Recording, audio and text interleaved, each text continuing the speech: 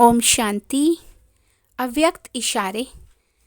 अव्यक्त इशारों का सार है एकाग्रता को अपनाओ, एकांत प्रिय बनो।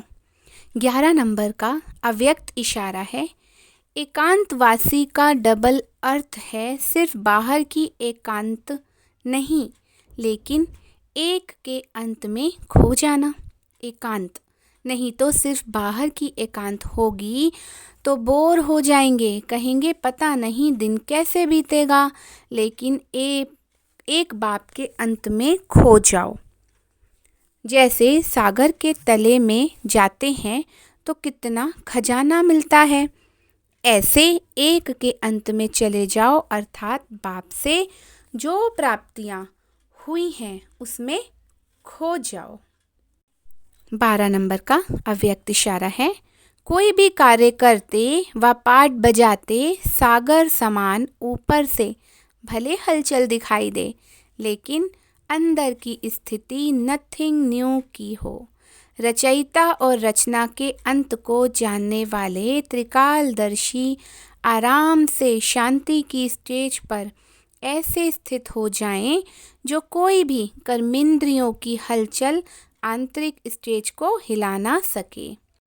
13 नंबर का अव्यक्त इशारा है जब आत्मिक शक्ति वाली सेमी प्योर आत्माएं अपनी साधना द्वारा आत्माओं का आवाहन कर सकती है, अल्पकाल के साधनों द्वारा दूर बैठी हुई आत्माओं को चमत्कार दिखाकर अपनी तरफ आकर्षित कर सकती है, तो परमात्म शक्ति अर्थात सर्वश्रेष्ठ शक्ति का क्या नहीं कर सकती।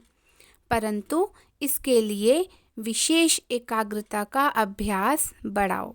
जैसे शक्तियों के जड़ चित्रों में वरदान देने का स्थूल रूप हस्तों के रूप में दिखाया है, हस्त भी एकाग्र रूप दिखाते हैं। वरदान का पोज हस्त दृष्टि और संकल्प एकाग्र दिखाते हैं। ऐसे चैतन्य रूप में एकाग्रता की शक्ति को बढ़ाओ, तब रूह का आवाहन करके रूहानी सेवा कर सकेगी। 14 नंबर का अव्यक्त इशारा है जो भी आत्माएं वाणी द्वारा व प्रैक्टिकल लाइफ के प्रभाव द्वारा संपर्क में आई हैं व संपर्क में आने के उम्मीदवार हैं, उन आत्माओं को रूहानी शक्ति का अनुभव कराओ। जैसे भक्त लोग स्थूल भोजन का व्रत रखते हैं, तो सर्विस एबुल ज्ञानी तू आत्माओं को व्यर्थ संकल्प, व्यर्थ बोल, व्यर्थ कर्म की हलचल से परे एकाग्रता अर्थात रूहानियत में रहने का व्रत लेना है। तब आत्माओं को ज्ञान सूर्य का चमत्कार दिखा सकेंगे। 15 नंबर का अव्यक्त इशारा अभी एकाग्रता का दृढ़ संकल्प करने वाला ग्रुप तैयार होना चाहिए, जो सागर के तले में जाकर अनुभव के हीरे मोती लेकर आए। लहरों में लहराने का अनुभव तो किया, अब अंदर तले में जाना है। अमूल्य खजाने तले में मिलते हैं, इससे ऑटोमेटिक सब बातों से किनारा हो जाएगा। 16 नंबर का अव्यक्त इशारा है एकाग्रता की शक्ति बहुत विचित्र रंग दिखा सकती है। एकाग्रता से ही सिद्धियां प्राप्त होती हैं। स्वयं की औषधि भी एकाग्रता की शक्ति से कर सकते हैं। अनेक रोगियों को निरोगी भी बना सकते हो। कोई ने चलती हुई चीज को रोका, ये एकाग्रता की सिद्धि है। संकल्पों को स्टॉप कहो और स्टॉप हो जाएं, तब वरदानी रूप में जय जयकार के नारे बजेंगे। 17 नंबर का अव्यक्त इशारा है बुद्धि की एकाग्रता से परखने की शक्ति आएगी। इसके लिए व्यर्थ व अशुद्ध संकल्पों की हलचल से परे एक में सर्व रस लेने वाली एक रस स्थिति चाहिए। अगर अनेक रसों में बुद्धि और स्थिति डगमग होती है तो परखने की शक्ति कम हो जाती है और ना परखने के कारण माया अपना ग्राहक बना देती है। ये माया है, ये भी पहचान नहीं सकेंगे। ये रॉन्ग है, ये भी जान नहीं सकते। 18 नंबर का अव्यक्त इशारा है साकार रूप में ब्रह्मा बाप समान फरिश्ता स्थिति का अनुभव करने के लिए मन की एकाग्रता पर अटेंशन दो। ऑर्डर से मन को चलाओ। मालिकपन के स्टेज की सीट पर भिन्न भिन्न श्रेष्ठ स्थितियों की सीट पर सेट रहो। मन में जब कोई कमजोर संकल्प उत्पन्न हो तो उसे वहाँ ही खत्म कर शक्तिशाली बनो।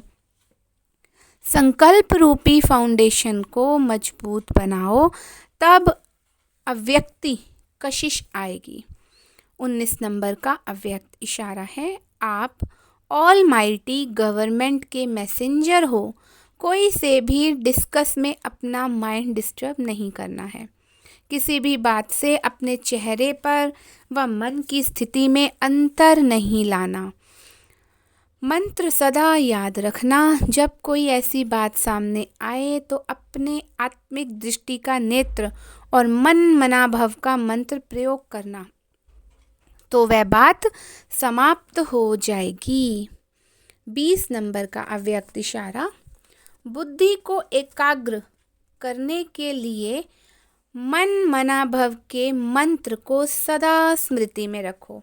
मन मनाभव के मंत्र की प्रैक्टिकल धारणा से पहले नंबर में आ सकते हो।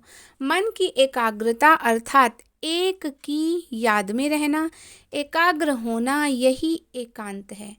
मनसा सेवा करने के लिए एकाग्रता का अभ्यास चाहिए।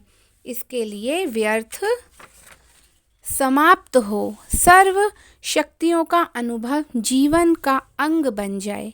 जैसे बाप परफेक्ट है, ऐसे बच्चे भी बाप समान हो, कोई भी डिफेक्ट ना हो। ओम शांति।